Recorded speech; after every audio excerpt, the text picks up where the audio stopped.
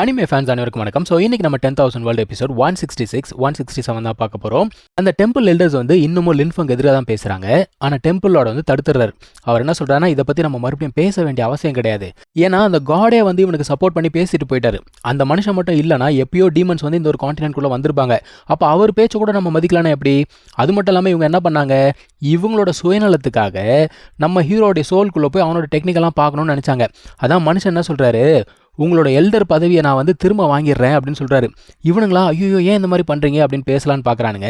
இன்னொருத்தன் தடுக்கிறான், வேணாண்டா விட்டுரு, இதுக்கு மேலே நம்மளால் எதுவும் பண்ண முடியாது அப்படிங்கிறான். சரி ஓகே ஒன்றும் பண்ண முடியாதுன்னு சொல்லிட்டு இவங்களும் அமைதியாடுறாங்கப்பா. இப்போ அவர் லின்ஃபங் கிட்டே கேட்குறாரு, எப்பா எடுத்த முடிவு உனக்கு ஓகே தானே அப்படின்னு கேட்குறாரு. லின்ஃபங் என்ன சொல்கிறான், இல்லைங்க நீங்கள் வந்து சரியான முடிவு தான் எடுத்திருக்கீங்க, ஒன்றும் பிரச்சனை இல்லை அப்படின்னு சொல்கிறான். கரெக்டாக இந்த சமயத்தில் அந்த பொண்ணோட அங்கிளும் அந்த பொண்ணும் உள்ளுக்குள்ளே வராங்க. வந்த உடனே அந்த பொண்ணு என்ன பண்ணுறா, இவன்கிட்ட போய் கேட்குறா, உனக்கு எதுவும் பிரச்சனை இல்லைல்ல, ஏதாவது பிரச்சனையா அப்படிங்கிற மாதிரி கேட்குறா. எனக்கு எதுவும் இல்லை அப்படின்னு சொல்கிறான். இந்த மனுஷனும் பார்த்தீங்கன்னா லின்ஃபங்கை பற்றி பேச ஆரம்பிக்கிறார். இந்த மாதிரி இவன் வந்து லின்ஷாவுத்தியன் பையன், ஏகப்பட்ட டீமன்ஸ் வந்து இதுக்கு முன்னாடி டிஃபீட் பண்ணியிருக்கான் அப்படி இப்படின்னு பேச ஆரம்பிக்கிறாரு. மனுஷன் என்ன சொல்கிறாருன்னா, அதெல்லாம் எனக்கு தெரியும், நீ வா நம்ம போயிட்டு அந்த ஒரு பாயிண்டை ஓப்பன் பண்ணலாம் அப்படின்னு சொல்கிறாரு. எது தெரியுமா அப்படின்னு சொல்லிட்டு இந்த பக்கம் பார்த்தா எல்டர்ஸ் எல்லாம் நிற்கிறாங்க. யோ உங்களுக்கு என்னையா ஆச்சு, உங்கள் கல்டிவேஷன்லாம் எரேஸ் ஆகிட்டு இருக்கு, என்ன நடந்தது அப்படின்னு சொல்லிட்டு கேட்கும்போது இவர் என்ன சொல்கிறாரு, அவனுங்க வந்து டெம்பிள் ரூல்ஸை ஃபாலோ பண்ணலை, அதனால் எல்டர் பதவிலேருந்து தூக்கிட்டேன் அப்படிங்கிறாரு. எது எல்டர் பதவிலேருந்து தூக்கிட்டீங்களா அப்படின்னு சொல்லிட்டு மறுபடியும் மனுஷன் சாக்க வரான். சரி இதெல்லாம் பேசி பிரயோஜனம் கிடையாது, நீ வா நம்ம கிளம்பலான்னு சொல்லிட்டு அந்த பாண்டை ஓப்பன் பண்ண போகிறாங்க. போகிறதுக்கு முன்னாடி டெம்பிளோட என்ன சொல்கிறாரு, இங்கே நடந்த விஷயத்த வெளியில் சொல்லக்கூடாது, சொன்னீங்க மன்னிக்கவே மாட்டேன் அப்படின்னு சொல்லிட்டு கூப்பிட்டு போகிறாரு எல்லாரையும். இப்போவும் இவனுங்க என்ன பேசுகிறானுங்கன்னா, என்னடா இது, அவனை பிடிச்சி அவனோட சீக்ரெட் டெக்னிக்கை எடுத்தால் நமக்கு யூஸ்ஃபுல்லாக இருக்கும்னு பார்த்தா இப்படி ஆகி போச்சு, அவனடா பயங்கர லக்கியாக இருக்கான், இன்னொரு பக்கத்தில் என்னடா காடு ப்ரொடெக்ட் பண்ணுறாங்க, இன்னொரு பக்கத்தில் ஒரு காடுக்கு அவன் வந்து சக்ஸஸாக மாதிரி நிற்கிறான், என்ன நடக்குதுங்க அப்படின்னு யோசிக்கிறாங்க. ஒருத்தர் என்ன சொல்கிறான், விட்றா இதுதான் வாழ்க்கை போல தெரியுது அப்படின்னு சொல்லிட்டு பேசிட்டு போகிறானுங்க. இப்போ டெம்பிளோட என்ன பண்ணுறாருன்னா, லின்ஃபங் அந்த ஒரு பாண்ட் இருக்க இடத்துக்கு கூப்பிட்டு போகிறாரு. அந்த இடத்துல மொத்தமாக 3 பாண்டு இருக்குது. ஒன்று வந்து கோல்டன் பாண்ட், இன்னொன்று வந்து பார்த்தீங்கன்னா மேரோ வாஷிங், அதுக்கப்புறமா சோல் ஸ்ட்ரென்தனிங். மொத்தம் 3 இருக்குது. 3த்துக்குமே வேறு வேறு பெனிஃபிட்ஸ் இருக்குது. அந்த கோல்டன் பாண்ட் அப்படிங்கிறத வச்சு என்ன பண்ண முடியும்னா, ஒரு கோல்டன் பாடி அப்படிங்கிறத ஃபார்ம் பண்ண முடியும். அதுக்கப்புறமா அந்த மேரோ வாஷிங் இருக்கு இல்லையா, அதை யூஸ் பண்ணி இந்த உடம்பையே வந்து புதுசாக மாற்ற முடியுமா. இப்போது ஒரு ப்ராக்டிஷனர் வந்து நிர்வாண ரெல்மில் இருக்கான் அப்படின்னா அவன் அந்த பாண்டில் குளிக்கும் பொழுது அடுத்த லெவலுக்கு போயிடுவான். அதுக்கப்புறமா சோல் ஸ்ட்ரென்தனிங், இவங்களுடைய அந்த மார்ஷல் சோல் இருக்கு இல்லையா, அதை வந்து அன்லாக் பண்ணி ஹையஸ்ட் லெவலுக்கு கொண்டு போய் விடுமா. அதான் மனுஷன் கேட்குறாரு, 3த்துக்குமே வந்து 3 டிஃப்ரெண்ட் பெனிஃபிட்ஸ் இருக்குது, ஜாக்கிரதையாக யோசிச்சு முடிவெடு, நீ எதை செலக்ட் பண்ண போகிற அப்படின்னு சொல்லிட்டு கேட்குறாரு. இந்த பறவை சும்மா இல்லாமல் வெளியில் வந்து எதுவாக இருந்தால் நான் எல்லாமே ஏன் மாஸ்டருக்கு தான் அப்படின்னு ஒரு வாயை விட்டுடுச்சு. அந்த மனுஷன் என்ன சொல்கிறாருன்னா, இந்த பாண்ட் வந்து பயங்கர ரேரான ஒரு விஷயமா, இது உருவாகிறதுக்கு 100 வருஷம் ஆகுமா. அப்போது ஒருத்தன் 100 வருஷத்துக்கு ஒரு வாட்டி தான் அதை யூஸ் பண்ண முடியும். ஸோ அவர் என்ன கேட்குறாருன்னா, எல்லாத்தையும் மாஸ்டர் கொடுத்துட்டா நாளைக்கு ஒரு ஜீனியஸ் அப்படின்னு எவனா வந்தானா அவனுக்கு நான் எதை கொடுக்குறது அப்படின்னு சொல்லிட்டு கேட்குறாரு. இப்போது இவனுமே யோசிக்கிறான்பா. அதான் அவர் சொல்கிறாரு, ஜாக்கிரதையாக யோசிச்சு முடிவெடு அப்படிங்கிறாரு. யோசிச்சு பார்க்கும்போது இவனோட மார்ஷல் சோல் ஆல்ரெடி வந்து பார்த்தீங்கன்னா ஹோலி லெவலில் தாண்டி போய்கிட்டு இருக்கு. ஸோ அந்த சோல் ஸ்ட்ரென்தனிங் வேஸ்ட் இவனுக்கு. அந்த சீனியர் உள்ளுக்குள்ளே இருந்து என்ன சொல்கிறாங்க, அந்த கோல்டன் பாண்ட் இருக்குல்ல அதை செலக்ட் பண்ணு அப்படின்னு சொல்கிறாங்க. ஸோ நம்ம ஹீரோவுமே என்ன சொல்கிறான்னா, நான் வந்து கோல்டன் பாண்டை செலக்ட் பண்ணுறேன் அப்படின்னு சொல்கிறான். மனுஷனுக்கு அதிர்ச்சி, உண்மையாகவே உனக்கு அதான் வேணுமா அப்படின்னு கேட்குறாரு. ஏன்னா அதில் இருக்க எனர்ஜி வந்து பார்த்தீங்கன்னா பயங்கர வைலண்ட்டாக இருக்குமா, அதை ரிஃபைன் பண்ணுறது ரொம்ப கஷ்டம், அதுக்கு ஸ்பெஷலான ஒரு டெக்னிக் அப்படிங்கிறது தேவைப்படுது. அந்த டெக்னிக்கை வெளியாட்களுக்கு அவ்வளோ சீக்கிரம் சொல்லித்தர மாட்டாங்க. அந்த பொண்ணு லூலி இருக்கா இல்லையா, அவங்க ஃபேமிலியில் ஒரு டெக்னிக் இருக்குது, கிளாஸ் கோல்டன் பாடி டெக்னிக், அதையுமே வந்து பார்த்தீங்கன்னா வெளியாட்களுக்கு சொல்லித்தரவே மாட்டாங்க. அதான் வந்து டெம்பிள் லார்ட் கேட்குறாரு, எப்பா உன் டெக்னிக்கை சொல்லித்தரியா அப்படின்னு கேட்கும்போது அந்த மனுஷன் என்ன சொல்கிறான், இல்லையே வெளியாட்களுக்கு நாங்கள் சொல்லித்தர மாட்டோம், நீ வேணா ஒன்று பண்ணுறியா, என் ஃபேமிலியில் யாராவது கல்யாணம் பண்ணிக்கோ நான் சொல்லித்தரேன் அப்படிங்கிறான். அதாவது லூலியை நீ வந்து ஏகப்பட்ட முறை சேவ் பண்ணியிருக்க, நீ ஏன் அவளை கல்யாணம் பண்ணிக்கூடாது அப்படிங்கிறான். இங்கே பாரு, நீ வந்து சின்ன குழந்தை கிடையாது, பெரியவனாயிட்ட, வாழ்க்கையை முடிவு பண்ண வேண்டிய டைம் வந்துடுச்சு, ஒழுங்கு மரியாதை நல்ல முடிவாயிடு அப்படிங்கிறான். அதாவது கல்யாணம் பண்ணிக்கோன்னு சொன்னால் கூட பரவாயில்ல, அவர் என்ன சொல்கிறாருன்னா, பிறக்க போகிற குழந்தைக்கு, அதாவது ஃபஸ்ட்டு குழந்தைக்கு அவங்க கிளானோட பேரை வைக்கணுமா, இதெல்லாம் நீ ப்ராமிஸ் பண்ண அப்படின்னா அந்த ஒரு டெக்னிக்கை நான் அவனுக்கு சொல்லித்தரேன் அப்படிங்கிறாப்புல. நம்ம ஹீரோ பார்க்குறான், ஆணியே பிடுங்குவானாங்க, எனக்கு அந்த டெக்னிக்கே வேணாம் அப்படின்னு சொல்லிடுறான். இந்த மனுஷனும் பார்க்குறாரு, ரைட்டு உன்னை என்னால் கம்பல் பண்ண முடியாது, சரி பரவாயில்ல விட்டுரு அப்படிங்கிறாரு. இப்போது டெம்பிளோட பார்க்குறாரு, இங்கே எவ்வளோ முக்கியமான விஷயம் போய்கிட்டு இருக்கு, நீ நடனம் உன் கிளானுக்கு ஆள் சேர்த்துக்கிட்டு இருக்க, அமைதியாக ஏரியா அப்படிங்கிறாரு. இப்போ டெம்பிளோட என்ன சொல்கிறாருன்னா, உனக்கு கண்டிப்பாக அதுதான் வேணும் அப்படின்னா நீ போய் அப்சர்வ் பண்ணிக்கோ அப்படின்னு சொல்லிட்டு அமுச்சு விட்டுறாரு.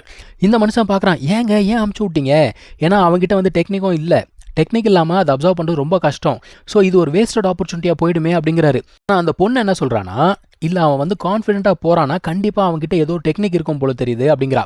இப்போ நம்ம ஹீரோவும் போகிறான், போயிட்டு அந்த ஒரு லிக்விடை பார்க்குறான். பார்த்துட்டு ஆக்சுவலாக அதை அப்சர்வ் பண்ணணும்னா என்ன பண்ணணும், அதில் படுக்கணும். படுத்த உடனே அது வந்து அப்சர்வ் ஆக ஆரம்பிக்குதுங்க. அது எப்படி இருக்குன்னா, கத்தியை வச்சு அவனை குத்துற மாதிரி இருக்குது. அந்த எனர்ஜி அவ்வளோ ஸ்ட்ராங்காக இருக்குது.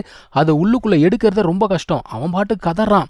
இந்த ஆள் என்னடா சும்மா இல்லாமல், பார்த்தியா நான் அப்பயே சொன்னல இதை அப்சர்வ் பண்ணுறது கஷ்டம்னு, இந்த டெக்னிக் இல்லாமல் உன்னால் ஒன்றுமே பண்ண முடியாது, இப்போ தெரிதா அவனுக்கு என்னோட அருமை அப்படின்னு சொல்லிட்டு இவன் பாட்டுக்கு பேசிக்கிட்டு இருக்கான்.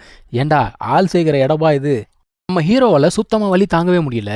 அவன் என்ன பண்ணுறான்னா, சரி வேறு வழியே கிடையாது, நம்ம வந்து அந்த காட் டூம்ஸ்குள்ளே போய் பார்க்கலாம் அப்படின்னு சொல்லிட்டு அங்கே போகிறான். அங்கே போனோன்னா அந்த சீனியர் என்ன சொல்கிறாங்கன்னா, இங்கே ஒரு காடு இருக்கானா, அந்த ஒரு காடு கிட்ட வந்து அந்த இம்மார்டல் கோல்டன் பாடி அப்படிங்கிறது இருக்குது. ஆனால் அவன் ரொம்ப காலமாக அடைஞ்சிருக்கான், அவனை கண்ட்ரோல் பண்ணுறது தான் கொஞ்சம் கஷ்டம் அப்படிங்கிறாங்க. இவனும் அந்த காடு கிட்ட போகிறான். அந்த ஆளும் வெளியில் வரான். வெளில வந்து என்ன சொல்கிறான், நான் பாரு இங்கேருந்து கண்டிப்பாக ஒரு நாள் தப்பிச்சு போவேன், போயிட்டு எவ்வளோ ரகலை பண்ண போகிறேன் பாரு அப்படின்னு பேசிக்கிட்டு இருக்கான். நம்ம ஹீரோவை பார்த்த உடனே அந்த ஆள் கேள்வி கேட்குறான், நீ யாரு இங்கே எதுக்கு நின்றுட்டு இருக்க அப்படின்னு கேட்குறான். அதான் நம்ம ஹீரோ சொல்கிறான், இந்த ஒரு டூமோடைய லார்டே நான் தான் அப்படின்றப்போ, எது நீயா? டே சின்ன பையா காமெடி பண்ணாத, இந்த டூமோட லார்டு வந்து ஒரு ட்ரூ காடு, நீ ஒரு குட்டி பையன் காமெடி பண்ற, உன்னோட பவர் எனக்கு செக் பண்ணி பார்த்துறேன் பாரான்னு சொல்லிட்டு அட்டாக் பண்ணுறான். நம்ம ஹீரோ கிட்ட தான் அந்த காட் கில்லிங் ஃபார்மேஷன் இருக்குல்ல, ஈஸியாகவே ஃபீனிக்ஸ் பவர் அப்படிங்கிறத யூஸ் பண்ணி அந்த ஒரு காடை டிஃபீட் பண்ணிடுறான். டிஃபீட் பண்ணது மட்டும் இல்லாமல் மறுபடியும் என்ன பண்ணுறான்னா, அவனோட டெக்னிக் அப்படிங்கிறத யூஸ் பண்ணி அந்த ஒரு காடை செம்ம அடி அடிச்சுக்கிட்டு இருக்கான்ப்பா. அந்த ஆளுமே பார்க்குறான், ஓ உன்னால் வந்து காட் கில்லிங் ஃபார்மேஷன்லாம் கண்ட்ரோல் பண்ண முடியுதா, அப்போ உண்மையாகவே நீ இந்த இடத்தோட லார்ட் தான் போல தெரியுதே. ஆனாலும் உன்னால் என்ன ஒன்றும் பண்ண முடியாது தெரியுமா, என்கிட்ட வந்து கோல்டன் பாடி இருக்குது, உன்னால் என்னை கொல்லவே முடியாது அப்படிங்கிறான். நம்ம ஹீரோ பார்க்குறான், உன்னை என்ன பண்ணுறான் பாருன்னு சொல்லிட்டு அந்த ஒரு டூமை பியூரிஃபை பண்ணலான்னு சொல்லிட்டு ட்ரை பண்ணுறான். இப்போ அந்த ஒரு காட் கேட்குறான், யோ உனக்கும் எனக்கும் எந்த ஒரு விரோதமும் கிடையாது, எதுக்கு தேவையில்லாமல் என்னை இம்சப்படுத்திக்கிட்டு இருக்க அப்படின்னு கேட்கும்போது நம்ம ஹீரோ சொல்கிறான், இங்கே பாரு உன்னோட அந்த கோல்டன் பாடி டெக்னிக்கை மட்டும் என்கிட்ட கொடுத்துட்ட அப்படின்னா நான் உன்னை எதுவும் பண்ணாமல் விட்டுடுறேன் அப்படிங்கிறான். ஆனால் அந்த ஆள் என்ன சொல்கிறான், முடியவே முடியாது, என் வாழ்க்கை ஃபுல்லாக கஷ்டப்பட்டு கண்டுபிடிச்ச டெக்னிக் அது, நான் யார்கிட்டையும் தரமாட்டேன் அப்படிங்கிறான். அப்போ எனக்கு வேறு வழி இல்லைப்பா, சாரி நான் பியூரிஃபை பண்ணி தான் ஆகணும் அப்படிங்கிறான் நம்ம ஹீரோ. இருந்தாலும் அந்த ஆள் பயங்கரமாக கதறான். அதான் நம்ம ஹீரோ ஒரு ஆஃபர் கொடுக்குறான், இங்கே பாரு இந்த ஒரு டூம் வந்து என்னோட கண்ட்ரோலில் இருக்குது, நீ மட்டும் இன்றைக்கி எனக்கு இந்த கோல்டன் பாடி டெக்னிக்கை கொடுத்த அப்படின்னா நான் ஸ்ட்ராங் ஆனதுக்கப்புறம் உன்னை கண்டிப்பாக ரிலீஸ் பண்ணுறேன், அதுக்கப்புறமா நீ என் கூட சேர்ந்து இந்த கேலக்ஸியே ஆளலாம், சரியா என்ன சொல்கிற அப்படிங்கிறப்போ அந்த ஆள் பார்க்குறான், உன்னால் என்ன ரிலீஸ் பண்ண முடியுமா அப்படின்னு கேட்குறான். இங்கே பாரு இந்த டூமோடைய லார்ட் நான் தான், நான் முடிவு பண்ணால் என்னால் ஒன்று ரிலீஸ் பண்ண முடியும். ஸோ இப்போ நீ என்ன டெக்னிக் கொடுக்க போறியா இல்லையா அப்படிங்கிறப்போ, சரி நான் டெக்னிக்கை கொடுக்குறேன், நீ பண்ண ப்ராமிஸை மறந்துடாதுன்னு சொல்லிட்டு அந்த ஒரு டெக்னிக்கை நம்ம ஹீரோக்கு கொடுக்குறான்ப்பா. ஸோ அந்த டெக்னிக்கை மொத்தமாக வாங்கினதுக்கப்புறம் கோல்டன் பாடி எப்படி ஃபார்ம் பண்ணணும் அப்படிங்கிறது இவனுக்கு தெரிஞ்சிச்சு. அதே சமயத்தில் வெளியில் என்ன நடக்குதுன்னா, அந்த ஒரு கோல்டன் எசன்ஸ் இருக்கு இல்லையா, அதை வந்து இவனோட பாடி அப்சர்வ் பண்ண ஆரம்பிக்குது. இந்த பொண்ணு பார்க்குறா, ஐயோ இவன் எனர்ஜி எல்லாத்தையும் அப்சர்வ் பண்ணிக்கிட்டு இருக்கானே, இதை வந்து கேர்லெஸ்ஸாக அப்சர்வ் பண்ணனா உடம்பே வந்து வீணாக போயிடுமே அப்படிங்கிறா. ஆனால் அவன் உடம்பை சுற்றி பயங்கரமான கோல்டன் லைட் அப்படிங்கிறது ஃபார்ம் ஆகுது. அதான் அந்த அங்கிள் சொல்கிறாரு, இல்லை இவன் வந்து அதை ரிஃபைன் பண்ண ஆரம்பிச்சிட்டான் அப்படின்னு சொல்லிக்கிட்டு இருக்காரு. இங்கே அந்த 3 பேர் இருந்தானுங்க பாருங்க, இன்னமும் வாசலையே பார்த்துட்டு இருக்காங்க, என்ன உள்ளுக்குள்ளே போனவங்க யாரும் வெளியில் வரலையே அப்படின்னு சொல்லிட்டு பார்த்துக்கிட்டு இருக்கானுங்க.